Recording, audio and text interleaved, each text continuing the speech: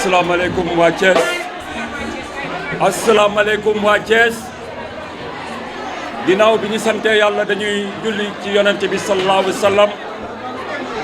di feddaliwaat suñu kóllëre ak suñu cofeel ci bépp responsable boo xam ni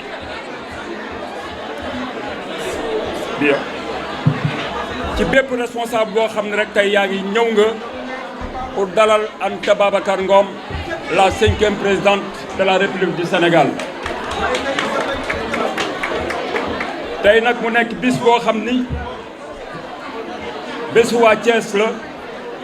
waaye bésu Sénégal la Anta Babacar Ngom waa Thiès ñu ngi lay dalal di la dalal ak sa délégation bi nga àndal xam nañu ci tournée nga jóge waaye da nga ne mënoo dugg Dakar mukk te jaaroo Thiès feddale sa kóllëre ak sa cofeel bi nga xam ne am nga ko ci waa Thiès may wax ni ana waa Jandeer ana waa Jandeer tey dañuy wax ni fii ci Thiès ville waa Jandeer ak waa Kayar waa Noto ñoom ñooy dalal Anta Babacar Ngom parce que Thiès nag noonu lay doxee di wax la présidente Thiès bokk nañu ndey bokk nañu bàyyi di wax ni incha allahu rabbi le 25 février 2024 waa Thiès ak waa Sénégal dinañ la dugal ci palais de la République bu Sénégal incha allahu rabbi di wax ni madame la présidente ñun waa Thiès de am nañu mbégte am nañu contentement bu mag a mag a mag di la wax ni lii nga gis ci salle bi du woon suñu coobare de suñu coobare moo woon ñu yóbbu la ci stade woon la ni waa Thiès takku nañu pour fal la le 25 février 2024 on s'est battu corps et âme pour que ñii nga xam ni ñoo fi toog tey c'est des responsables yoo xam ni c'est dans la région et dans le département de Thiès ñuy wax ni ñu ngi nuyu bépp responsable boo xam ne rek Thiès nga dëkk rawatina ñi nga xam ne dañoo jóge ci département bi. madame la présidente ñu ngi lay dalal jàmm ci Thiès di la wax ni ñëw nga sa kër ñëw nga fi nga war a ñëw incha allahu rabbi waa Thiès dinañu gàdd flambeau yi obstacle bu nekk sa kanam dinañ ko dindi pour yóbbu la au palais de la république incha allahu rabbi jërë ngeen jëf. di nuyu sama présidente di ko dalal présidente Anta Babacar Ngom soyez bienvenue maa ngi nuyu seen naataange yëpp nga àndal di nuyu responsable de yëpp di nuyu aussi waa Notto Diobass di nuyu aussi waa Kayar ak waa Thiès bi yëpp maa ngi nuyu damay laaj yéen est-ce que xam ngeen ki ngeen àndal bu baax ki ngeen àndal est-ce que xam ngeen ko est-ce que xam ngeen ki ngeen àndal est-ce que xam ngeen ki ngeen àndal ànd ngeen ki ngeen xam ne nii ëllëgu Sénégal moo ko yor ànd ngeen ki ngeen xam ne nii jigéen ñi di ngeen jugee plan A dem plan B di ngeen jugee 2 ñëw 1 jigéen ñi est-ce que bëgg ngeen loolu est-ce que bëgg ngeen réew mi soppeeku 2024 ñu ñoo koy dalal ñu ñoo koy yóbbu palais présidence incha allah madame la présidente waa Notto Diobass nee nañu dañoo bëgg li am Jandeer am Notto Diobass waa Notto Diobass nee nañu ay jeunes ñoo fa nekk jàng yore seen ay lijaasa te mënuñu am xëy loolu mooy Sénégalu tey waaye Sénégalu ëllëg bu ñu gisee Anta Babacar Ngom yaakaar naa ne waxu xëy moom dootuñu ko waxatee dama ne Sénégal ëllëg képp ku bëgg faju ji dangay dem faju ji nit ñaa ngi ci kër yi di wopp ragal a faju nit ñaa ngi ci kër yi feebar amuñu ay moyens yi faju jooye loolu yëpp Anta Babacar Ngom moo koy jeexal tàccu leen ma Anta Babacar Ngom. damay waxat encore ci Notto Diobass depuis temps colonial ba léegi amuñu ndox ñoo ngi nii Notto Diobass dañuy xëy di root guddi di root bëccëg Notto Diobass am na 67 villages Notto Diobass ñu ngi fay xaar président Anta Babacar Ngom. dama ne Thiès boo leen xoolee ba président Anta Babacar Ngom raw leen doo leen amati ku mel ni ku moom damaa bëgg ngeen tàccu ma président Anta Babacar Ngom bu baax a baax a baax a baax maa ngi leen di nuyu di leen ziar di leen ndokkee leen ñëpp di leen ne wasalaam jërëjëfati.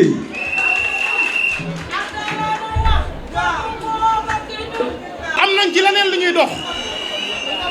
lenn laa bëgg ñu xam ko ay wax falul Anta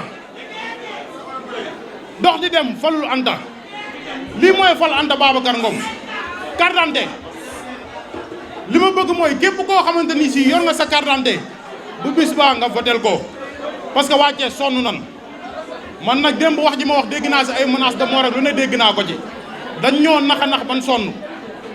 bu élection jub si ay lamp lañ ñuy ndaxee Thiès ñi nga xamante ni si ñoo fi nekk ñuy ay jeunes sonn nan liggéeyuñu amuñu xëy amuñu gontu dañuy xëy di toog si taatu garab yi ba guddi jot ñu dem toog seen kër Thiès lenn leen fi amoon di ko suturloo muy semaine de fer dig nañu pendant 12 ans nit ñuy dig semaine de fer te semaine de fer boo gisee jamono ji 2 mois moo des si élection yi te dara defaru fii man nag kenn laa ci am yaakaar muy la madame présidente muy Anta Babacar Ngom moom rek lañ jàpp ni moom moo war a mën a suqali Thiès di contentement nag ci teewaay bi di gërëm képp koo xamante ni si responsable nga biir ARC ma leen yi joxaat rendez-vous beneen bis boo xamante ni Anta dina fi ñëwaat te bu fi ñëwaat dama bëgg mu doon présidente du Sénégal loolu rek laa bëgg ngeen tàccul ma loolu sarxole ko mu jub ok merci jaa ngeen jëf. jërëjëf. di leen gërëm di leen wax ki leen seet si tey mooy kan Anta Babacar dafa ñëw Thiès seet si waa Thiès déedéet dafa ñëw Thiès fi mu bokk parce que Anta Babacar bu ñu nee ku nekk na ñibbi buy ñibbi day aw Thiès dem Lambaay kon Anta Babacar waa Thiès la ma wax leen kuy Anta Babacar mooy ki judd na yaayam tumaro wil tel moom dafa juddu nangu ne Sénégal mooy jom mooy fit mooy ngor loolu mooy suñu ay valeur mu xam ni moom mooy jeunesse Sénégal jeunesse Sénégal mooy moom mu ne leen kaay leen ñu lëkkaloo ànd jël suñu destin en main liggéey Sénégal koo koy Anta Babacar xam ngeen kuy Anta Babacar mooy ki nga xam ne suñu valeur wane na ni ñaari loxo mooy takk tubéy mais ñaari loxo mooy takk sër Anta Babacar li mu gëm mooy les grandes puissances mondiales mën nañ ci seet cité Allemagne seen présidente jigéen la pourquoi pas moom mi màgg bëgg Sénégal am jom am fit Sierra Leone kooku mooy Anta Babacar kuy Anta Babacar ki ni dafa yërëm waa Sénégal kuy Anta Babacar ki ni nañ leen bokk liggéey kuy Anta Babacar ki juddu xam ni démb wees na lu bees la ñuy indi mooy la relève bokk ndey ak baay liggéey Sénégal ci fula loolu nag bu fekkee daf ko gëm dox ko wane ko yéen war ngeen koo gëme dox ko wane ko gaa wane ngeen ko parce que Sénégal ñëpp a bëgg Anta Babacar macha allah jigéen ñëpp a takku jeune ñëpp a takku ngeen ni da ngeen koo sopp ci dara bëgg ko ci dara bëgg koo jàppale ci dara waaye defal ngeen ko gorde yal nañu ànd dem palais kooku mooy Anta Babacar wax bi ma doon gudd mouvement yëpp gërëm naa leen militant yëpp gërëm naa leen mais di sàkkal ndimbal ki tax li tax mooy mouvement ànd jàppoo liggéey Sénégal c'est un mouvement national fu ma leen woo ngeen wuy ma maa ngi gërëm ñëpp ci gàttal wasalaam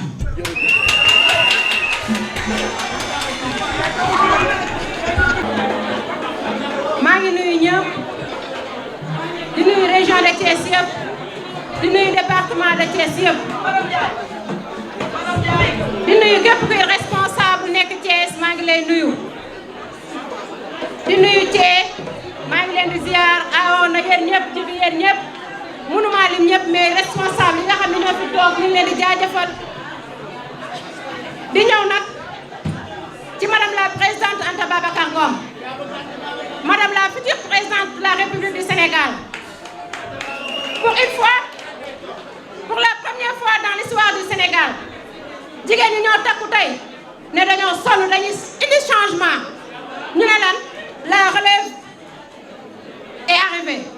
madame la présidente Anta Babacar Ngom nous te disons merci madame la présidente une femme battante une grande dame ki jàng nag ba jàng jotee waaye ki jóg bi jóg jotee waaye ki liggéey bi liggéey jotee dama bëgg ngeen dégloo ma xel te bañ maa dégloo xol ndax damay ñëw tey ci jàmbaar muy madame la présidente Anta Babacar Ngom tey bu réew mi doxoon madame la présidente ku mel ne moom du dugg ci arène bi ndax ku ne xam na ne politique dafa métti lu ne di nga ko dégg waaye dafa jël lépp wékkoo ko ngir développement Sénégal li mu liggéey ci emploi des jeunes kenn mënu ko wax te weddi nag gis boo ko ci l'autonomisation des femmes rek ko ñor madame la présidente dugg nga fi nga war a dugg dama ne duñu gën a gore xam nga lan lañuy fas yéene mooy pare suñu ay carte d'identité suñu ay carte électeur primo votant yéen lay waxal dama bëgg ngeen taxaw jigéen ñi dama bëgg ngeen taxaw ndax ñun ñoo aye kenn dootuñu sàkkal nit ci Sénégal vive les femmes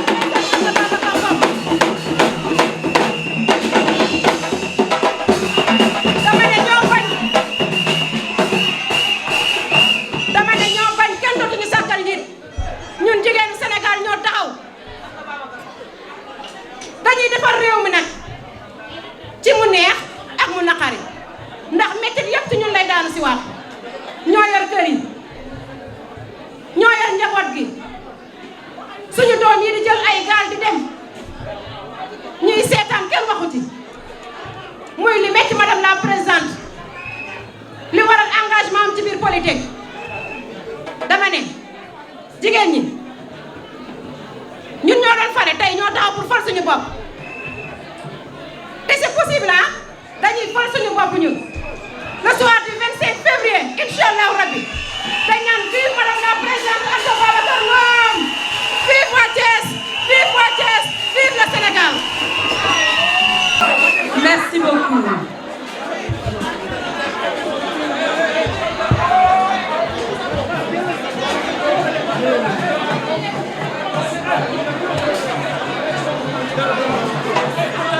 Merci beaucoup. Assalamu alaikum waa Thiès. Assalamu alaikum mbokki Kajoor.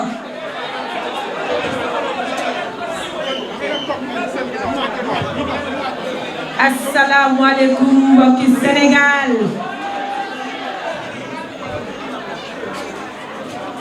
Assalamu alaikum suñuy responsable politique ak yi nekk Thiès. Assalamu alaikum yéen suñuy militants ak i sympathisants de Thiès. maa ngi leen di nuyu yéen ñëpp. maa ngi leen di sant bu baax a baax a baax. maa ngi leen di gërëm. yaay booy. message bi dafa am solo. su ma sañoon dañ koy déglu bu baax a baax a baax a baax. jërëjëf. Mes chers compatriotes, chers habitants du Cayor, perles rayonnantes du Cayor, terre de résistance et de bravoure,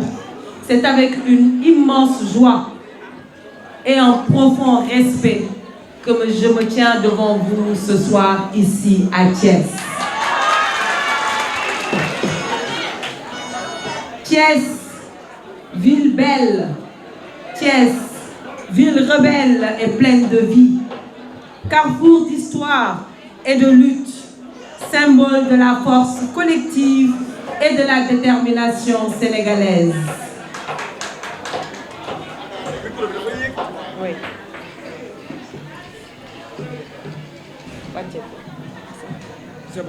Parfait. Encore mieux. C'est parfait comme ça. C'est bon. En me tenant ici, au cœur de Thiès, je ressens l'écho des paroles immortelles de notre regretté Mbaye Gana Kébé, le grand Thiessois, qui a si magnifiquement capturé l'esprit de cette ville. Alors je me demande si Thiès m'était compté. Thiès, la ville vivante et la ville vibrante, aux deux gares chargées de souvenirs. Thiès, où la célèbre fosse des syndicalistes des cheminots symbolise un combat collectif en faveur de la dignité et du bien-être de l'homme, condamné sur la route ambiguë de la destinée. Aujourd'hui, moi, Anta Babacar, je suis ici, non pas en simple visite, mais pour une balade rigoureuse sur l'itinéraire d'une ville. Une ville qui est un véritable carrefour. Une ville qui a tant donné, non seulement au Sénégal, mais aussi à l'Afrique tout entière. Mbokki Thiès. Thiès, yàgg na am nit yu baax. Kajoor, yàgg na am ay jàmbaar, ay nitu jom, ay nitu ngor ak nitu kóllëre. Moo tax ma ne waa Thiès dañu war a fier pour nekk ay nitu Thiès ci Lat Dior Ngoné Latyr Diop ba ci Ibrahima Sarr en 1947 avec la grève des cheminots. Nitu Thiès dafa yàgg a nekk bañkat, donc am naa fierté taxaw tey ci seen kanam ndaxte ñun dañoo bokk ci ñi bañ. Ku ne Thiès ne benn dëkk ñaari gaar. Thiès benn dëkk ñaari gaar. Thiès dafa am place bu rëy ci suñu stratégie de développement pour le Sénégal. Thiès à la croisée des chemins mooy xolu Sénégal moo tax mu waroon a am taxawaay bu am solo ci wàllub économie, ci wàllub mbay, ci wàllub napp, ci wàllub càmm ji, ci wàllub tourisme, ci wàllub mine, ci wàllub industrie. Malheureusement régime yi fi jaar yépp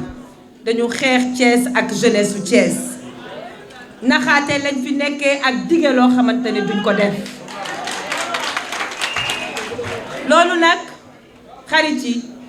ci élection présidentielle février 2024 bii lay dakkee incha allahu rabbi. Man Thiès,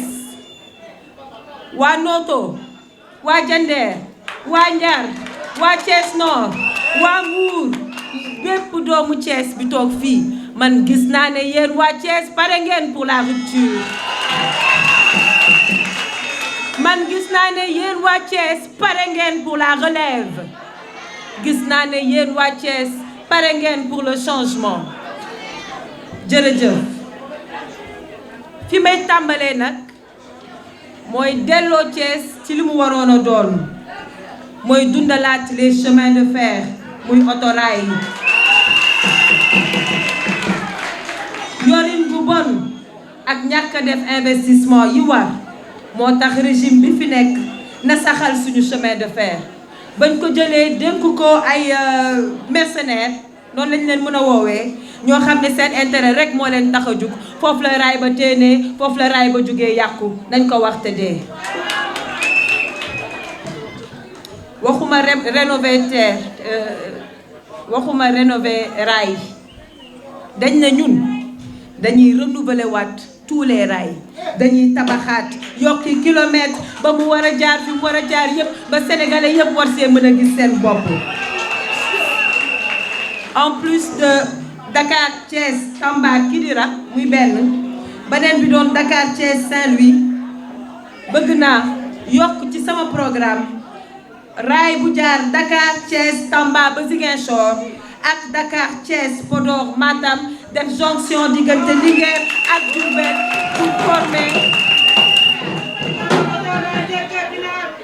pour former li ñuy woowee la boucle du Nord loolu programme boobu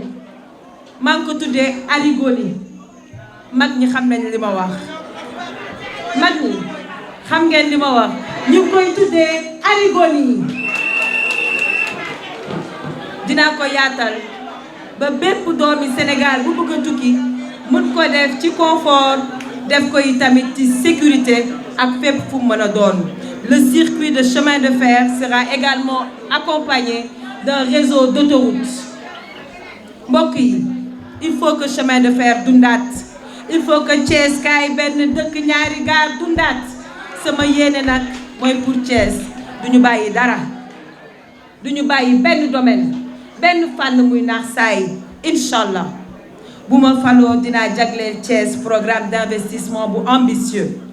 dinañu sokkali mbay mi jàppale baykat yi ci ay suuf yu baax ci semence ci engrais ci tracteur te nag mu ànd ak ay formation yi leen mën a accompagner ba ñuy mën a améliorer seeni rendement dinañu dooleel càmm gi aménager ay zone de pâturage dugal fi ay races génétiques yu baax bëgg naa créer des espaces de stockage yu am solo fii ci biir Thiès boole ko ak ay unité de transformation ak agro-industriel te mën naa nekk fas naa yéene yi tamit taxawu tourisme bi bu baax a baax parce que ku ne Thiès di nga gis Mbour di nga xalaat tourisme boo xamante ne du jógee Pointe Sarène ba Mbour dinañ fi aménager ay hôtel haut de gamme ànd ci ak suñuy partenaires du secteur privé ak diaspora mbokk yi su ma faloo dinaa def moratoire sur la pêche industrielle ak bateau étranger yi yéen waa Kayar ñëw naa Kayar ngeen wax ma seen jooy dégg naa ko bu ñu faloo incha allahu rabi dinañ teg moratoire boo xamante ne dina nekk ñetti at yoo xam ne les bateaux industriels yi taxaw ci digg géej gi di manque suñuy jën dinañu may jàmm ndax suñuy ndaw mën a liggéey suñuy mool mën a liggéey suñuy mareyeur mën a liggéey jigéen ñi mën a transformer li ñu war a transformer.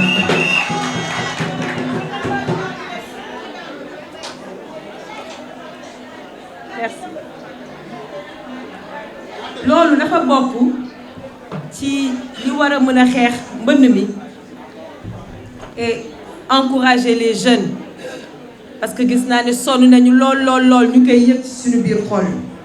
dinañu xeexi tamit érosion côtière bi xew fii te jàppale vraiment toutes les personnes qui ont été impactées par cela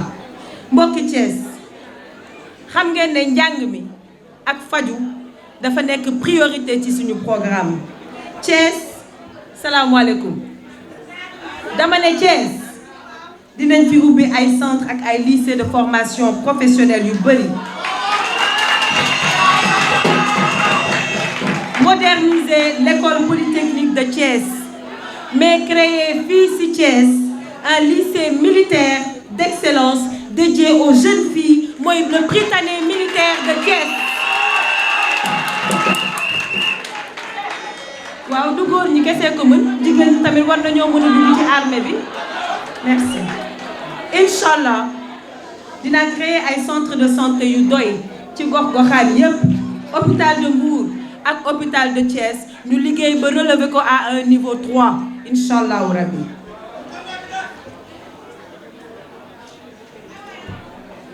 Inch'Allahu rabbi su ma faloo dinaa bàyyi xel bu baax a baax ci impact environnementaux ci wàllu exploitation minière bi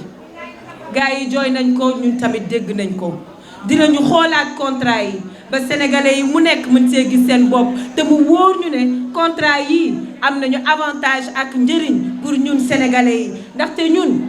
patriotisme économique la ñu wax ñun préférence nationale la ñu wax sama bopp ma la gënal du bañ naa la mbokk yi population wu Thiès ville mi ngi yokku te ñëpp xam nañ ko. Pour anticiper ci boobu boom démographique bëgg naa créer benn ville bu bees à Khombole d'ici 2029 incha allahu rabi.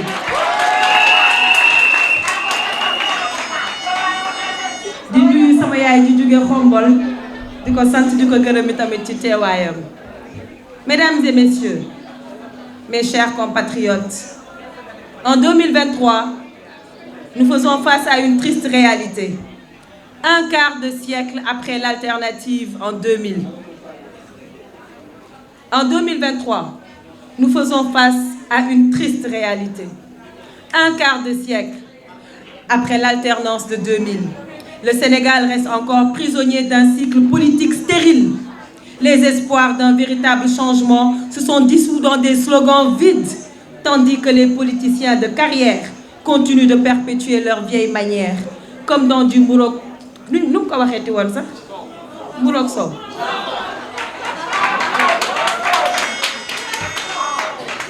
Cette stagnation politique,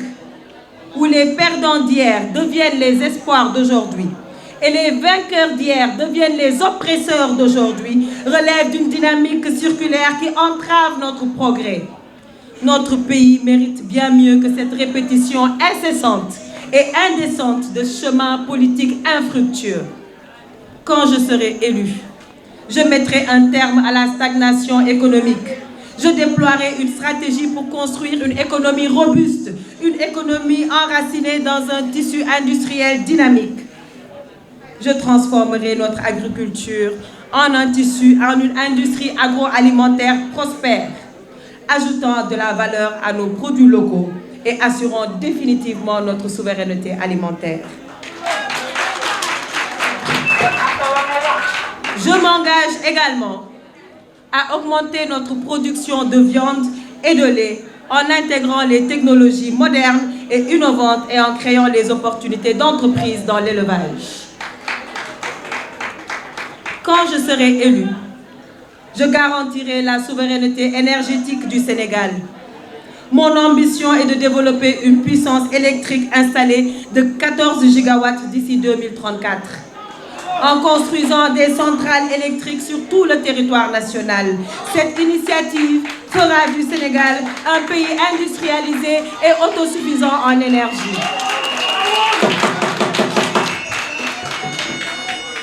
Je révolutionnerai également l'éducation nationale. Je transformerai notre système éducatif qui jusqu'ici est calqué sur un modèle colonial visant à former nos répétiteurs automatiques. Nos enfants sont devenus des répétiteurs automatiques et souvent apprenant une histoire qui n'est pas la nôtre. En plus de l'introduction de l'anglais dès la classe de CI, je mettrai l'accent sur les sciences, sur la technologie, sur l'ingénierie et sur les mathématiques dès les classes de primaire. Ces matières scientifiques seront également enseignées en langue locale, en français, wolof, pulaar, séeréer, soninké, etc. Et c'est comme ça, messieurs, dames, mbokk yi, c'est comme ça qu'on crée de vrais génies de la science et de la recherche. J'assurerai également une orientation professionnelle dès le secondaire, en organisant des visites régulières en entreprise pour faciliter l'illustration des applications pratiques de ces enseignements. Les élèves de cycle secondaire doivent intégrer le monde de l'entreprise dès les classes de secondaire. Et ça, c'est un système que nous mettrons en place.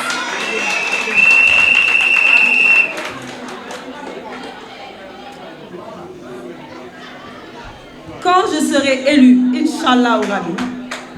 je transformerai notre administration publique en une e-administration performante et transparente. Je m'engage à numériser, à automatiser et à évaluer notre administration pour accroître son efficacité et éradiquer définitivement la corruption avec une tolérance zéro pour la corruption.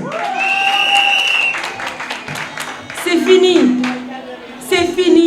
l'ère des fonctionnaires milliardaires qui s'enrichissent sur le dos des Sénégalais. Nous encouragerons les fonctionnaires qui travaillent dignement et qui travaillent honnêtement pour gagner leur vie. Quand je serai élue, je ne me contenterai pas seulement de créer des emplois. Je générerai des entrepreneurs, je boosterai les start-upers et créerai des champions nationaux. Je veillerai à créer un environnement propice à la création d'entreprises, libérant ainsi tout le potentiel entrepreneurial de notre génération.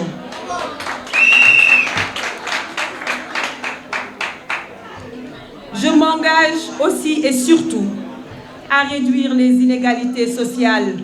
Je mettrai en place des politiques de renforcement des droits humains qui garantiront l'égalité des chances ainsi que la justice pour tous sans distinction de rang social ou d'appartenance politique. Mesdames et messieurs, avec Anta Babacar Ngom, présidente de la République du Sénégal, la politique ne sera plus un jeu de pouvoir, mais un instrument de transformation réelle. Elle redeviendra le vrai vecteur pour ceux qui portent le Sénégal et l'Afrique dans le cœur, ceux qui ont le Sénégal et l'Afrique dans la peau, et qui vivent et qui respirent le panafricanisme et qui veulent honnêtement et dignement travailler pour leur peuple. Messieurs, dames, je vous invite à rejoindre cette mission, notre mission de construire ensemble un Sénégal renouvelé, un Sénégal dynamique et prospère, un Sénégal où chaque citoyen a l'opportunité de contribuer pleinement au développement de notre nation.